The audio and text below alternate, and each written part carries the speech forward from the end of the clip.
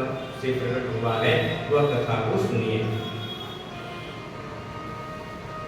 विनय भरी वाणी में बोले, प्रभु आप संपूर्ण जगत को धारण पोषण करने वाले तथा समस्त कारणों के भी कारण हैं।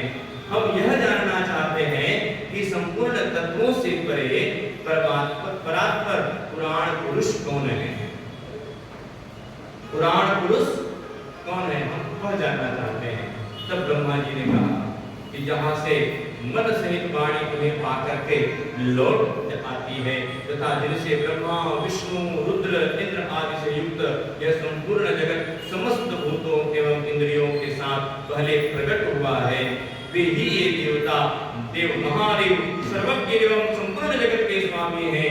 ये ही सबसे उत्कृष्ट हैं और भक्ति से ही इनका साक्षात्कार होता है। पुराण पुरुष कौन है, ये पूछने पर से सूत जी ने कहा कि जहां से मन सहित वाणी तुम्हें पा करके लौट आती है। देखिए कितना सुंदर व्याख्या हो रहा है। ब्रह्मा विष्णु रुद्र इंद्र आदि से युक्त यह संपूर्ण जगत समस्त भूतों एवं इंद्रियों के साथ पहले प्रकट हुआ, वे ही ये देव महादेव सर्वज्ञ एवं संपूर्ण जगत के स्वामी हैं। अर्थात वह पुराण पुरुष साक्षात महादेव हैं, शिव हैं, ऐसा वह कहते हैं। रुद्र हरि हर तथा अन्य देवेश्वर सदा उत्तम भक्ति भाव से उनका दर्शन करना चाहते हैं, शिव तत्व की प्राप्ति करना चाहते हैं। भगवान शिव में भी भक्ति होने से मनुष्य संसार बंधन से मुक्त हो जाता है। यह संसार बंधन से जीव जो है वो बंधा हुआ है ना, संसार बंधन से जीव बंधा हुआ है, कर्म बंधन से जीव बंधा हुआ है। अब ये बंधन को छोड़ना है तो किसकी शरण में जाना पड़ेगा? शिव की समूह की शरण में जाना पड़ेगा, तभी ये बंधन छूटेगा। लेकिन हमको तो ये बंधे रहने में मजा आ रहा है, इसी को हम सुख समझ लिए बैठे हैं। होता है ना, गांव में मदारी आते, अब थोड़ा कम आते, पहले ज्यादा। बेदरा भरकेगा, हाँ बहुत सारा जिससे नहीं, तब वो मदारी का बेदरा ला पूछते कस दे ससुराल कैसे जाते हैं, तो वो डंडा ला ऐसे धर के पूरे मेरा चार भावर घूम के बताते, हाँ ऐसे ससुराल जाते। हम सब देखकर बोला पूछते बेदरा कसरे बेदरा सास से रुसाते कैसे देना बता। तब वो बेदरा चुप ऐसे बैठ के एक जगह मुंह लोग पीट देते, बोला मुंह लोग चुप पीट देते, हाँ ऐसे रुसाते। बेदरा ला अपना अक्कल है, कैसे ससुराल जाना है, कैसे सास से रुसाना है, पूरा तमाशा करते हो बेदरा दिन भर। सांझ के मदारी का लेप के उलाए शंकुटा मान देते, एक गठान लगा। यदि वो बेदरा चाहे तब वो गठान ला छोड़ के वो भाग सकते, नहीं भाग सकते?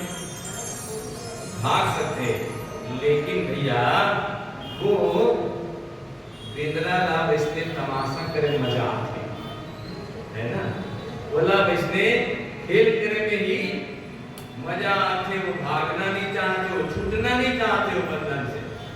ठीक वैसे आज के जो है वो मनुष्य हो गया है ना, ठीक ऐसे मनुष्य हो गए आज के जीव जन है, वो कर्म बंधन से मुक्त होना ही नहीं चाहते। मन में वो परमात्मा पद के प्राप्ति की जिज्ञासा ही नहीं है, कलयुग के प्रभाव से है ना। वो कुछ है ना जो गिने चुने जिन मन प्रयास करते हैं, लेकिन कुछ ऐसे हैं जिनको भौतिक सुख को ही वो आनंद मान बैठे हैं, भौतिक सुख को वास्तविक सुख मान बैठे हैं, जबकि भौतिक सुख जो है वो वास्तविक सुख नहीं है। ये सांसारिक सुख वास्तविक सुख नहीं है, ये तो क्षणिक है, कुछ देर अच्छा लगता है, बाद में ये कष्ट देता है।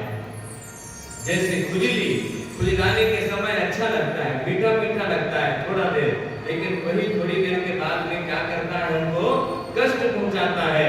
उसी प्रकार ये संसार के भौतिक सुख हैं, भोगने के समय अच्छा लगता है, लेकिन बाद में ये कष्ट देता है।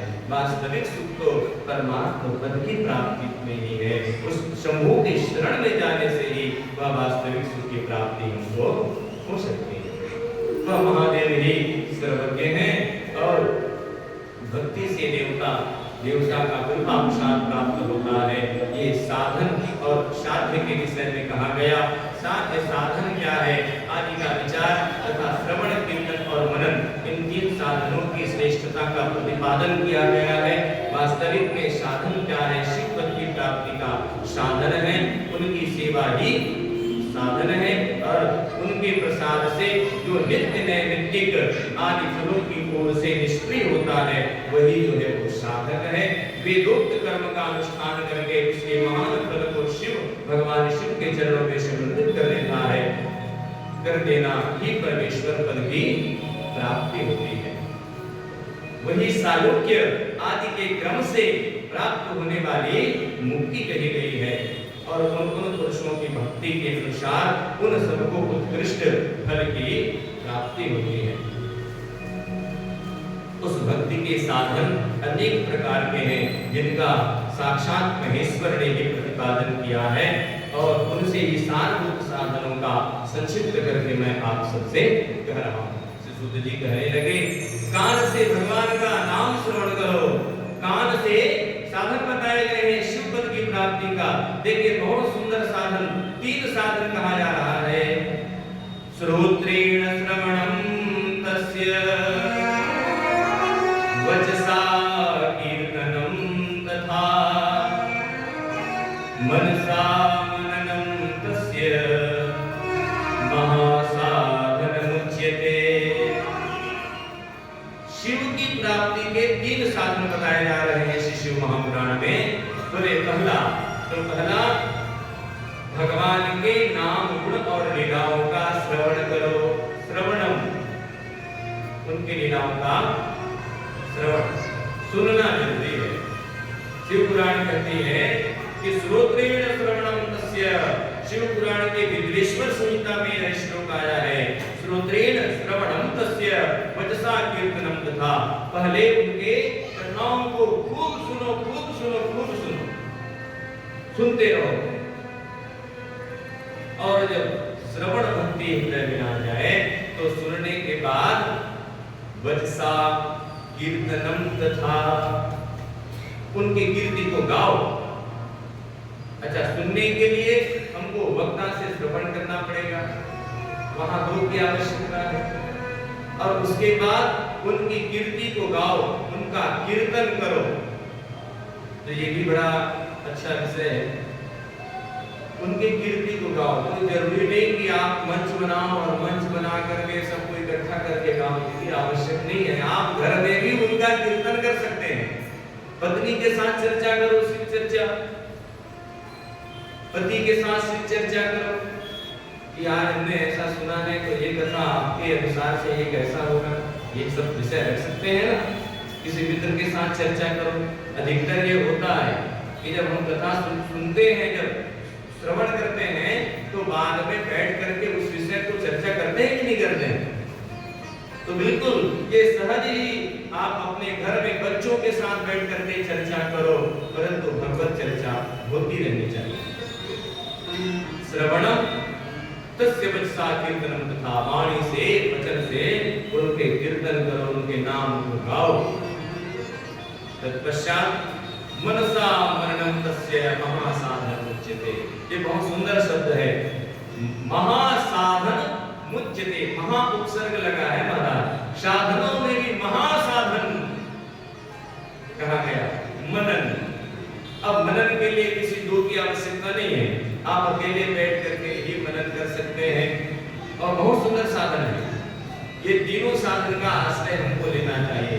पहले श्रवण करो, उसके बाद में कीर्तन करो, और उसके बाद में उन कथाओं का, उन चरित्रों का, शिव का आप एकांत में बैठ करके मनन करो। मन ही मन का मनन करो, ऐसा श्री सूत जी जो है वो कह रहे हैं।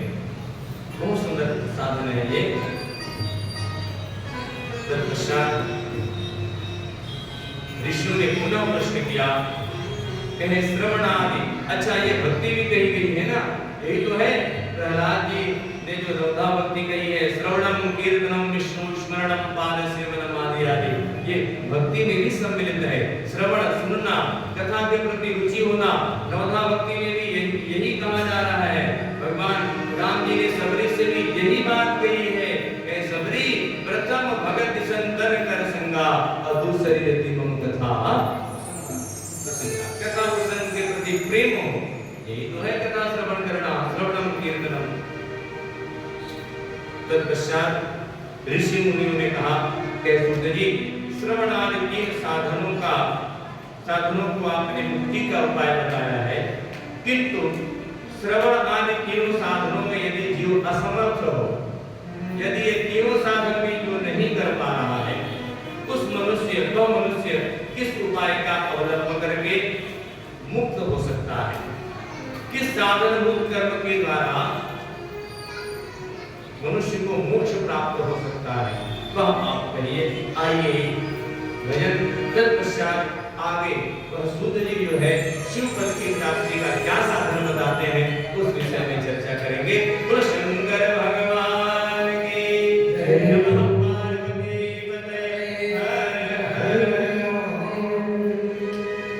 शिव समान दाता नहीं, विपुल विराजन हार।